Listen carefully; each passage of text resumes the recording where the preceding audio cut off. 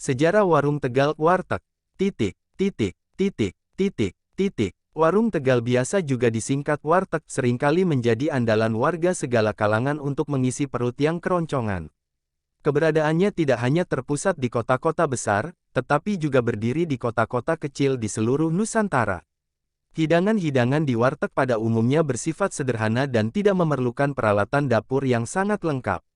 Nasi goreng dan mie instan hampir selalu dapat ditemui, demikian pula makanan ringan seperti pisang goreng, minuman seperti kopi, teh dan minuman ringan. Beberapa warung Tegal khusus menghidangkan beberapa jenis makanan, seperti sate Tegal, gulai dan minuman khas Tegal teh poci. Ada banyak versi yang menceritakan tentang awal mula munculnya warteg. Ada yang menyebut warteg muncul ketika banyaknya proyek pembangunan infrastruktur di Jakarta pada 1960-an. Kala itu, pendatang asal Tegal di ibu kota mulai menyediakan layanan kuliner di lokasi proyek berbentuk bedeng proyek hingga muncul istilah warteg. Versi pertama yaitu ketika Presiden Soekarno mulai memerintahkan membangun Jakarta sebagai ibu kota baru.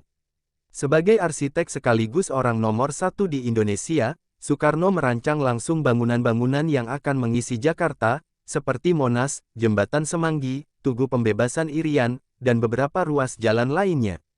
Adanya pembangunan secara besar-besaran itu, menyebabkan terjadinya imigrasi mendadak yang rata-rata dilakukan oleh orang-orang di Jawa.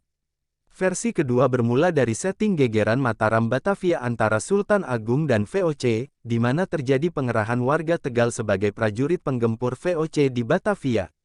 Versi yang paling kuat adalah berasal dari keterangan Koperasi Warung Tegal KOWARTEG.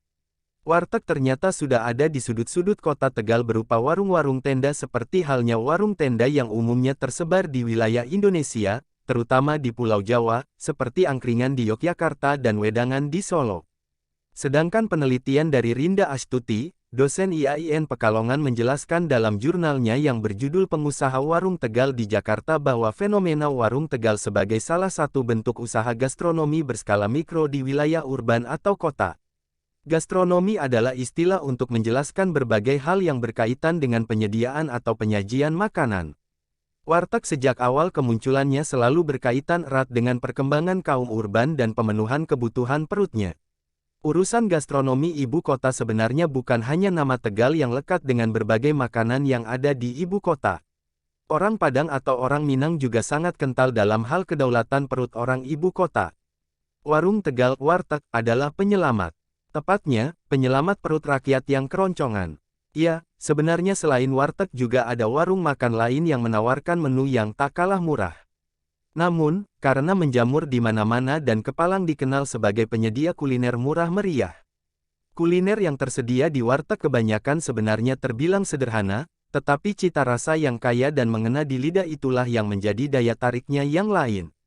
Rasa yang nikmat plus harga relatif murah, daya tarik inilah yang tetap terjaga sejak dulu hingga sekarang. Dahulu di Tegal terdapat kisah menarik mengenai warung Tegal, berawal dari kisah tukang becak yang datang dari wilayah Pantura seperti Indramayu, Brebes, dan tentunya Tegal. Selain dari Pantura, tukang becak di Jakarta juga datang dari wilayah Jawa Barat bagian tengah dan selatan. Persaingan muncul karena tukang becak dari Pantura dikenal lebih gesit mencari penumpang. Sistem shift pun diberlakukan agar tidak terjadi keributan. Tukang becak dari Jawa Barat mulai beroperasi pada shift pagi, sementara Pantura shift sore hari. Tukang becak Pantura biasanya membawa serta keluarganya hidup di Jakarta. Keluarga inilah yang menyediakan makanan bagi kelompok tukang becak lain. Dari situ usaha membuka warung makan berkembang dan sanak famili mereka di Kampung Ter.